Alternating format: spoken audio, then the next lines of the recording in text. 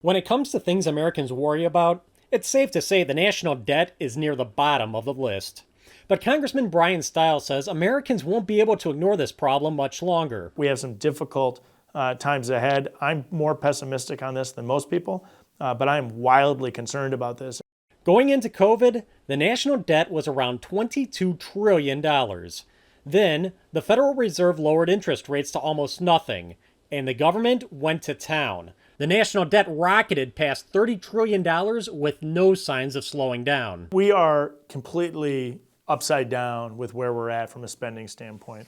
And for a long period of time, the Federal Reserve set monetary policy with abnormally low interest rates. That gave a pass to members of Congress, of both parties, if we're honest with ourselves, as well as the administrations, of allowing them to spend way too much money and never having to deal with the ramifications for that. The Federal Reserve decreases interest rates hoping to stimulate the economy, and it increases interest rates hoping to slow down inflation.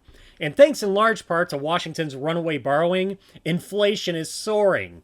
In March, it hit 8.5%. That's higher than it's been in over 40 years. It's clobbering American families. It hurts everybody. It clobbers low-income workers and retirees on fixed incomes. In early May, the Federal Reserve responded by increasing interest rates to 1%.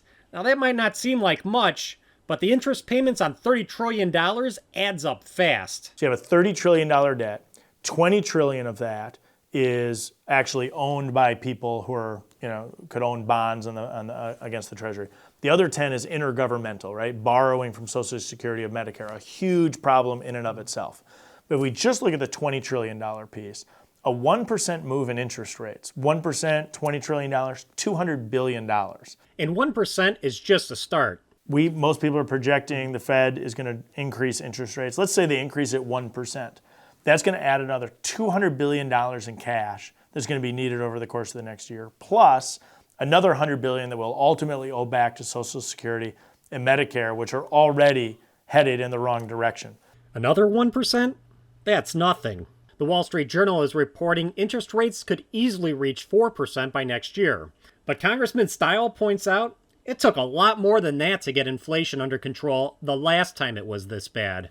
And if we look back and we said, what were interest rates the last time inflation was hanging out at 8% or so? The federal funds rate was 14%.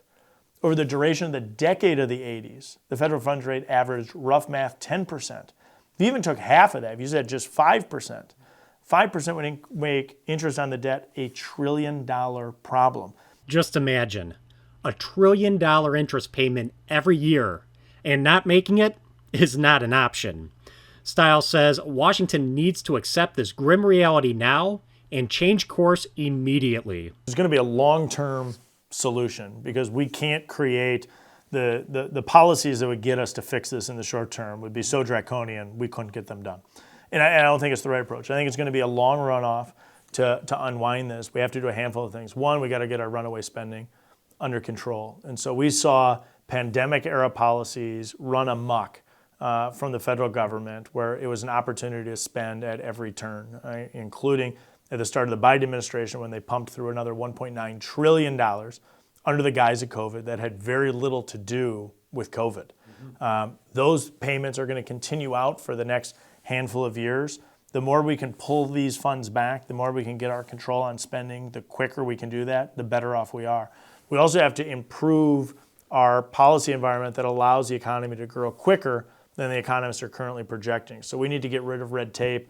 We need to get our policies in line such that businesses can get to doing what they do best, which is go out and hire people, make money, and increase the scale of the economy. And then finally, we need to really look at what the monetary policy the Fed has done. Their bulk up of the balance sheet. This is going to unwind over a long period of time, handful of years in front of us. But it's going to be a challenging road ahead as we unwind the position that we've got ourselves into. For the McIver Institute, I'm Bill Osmolsky.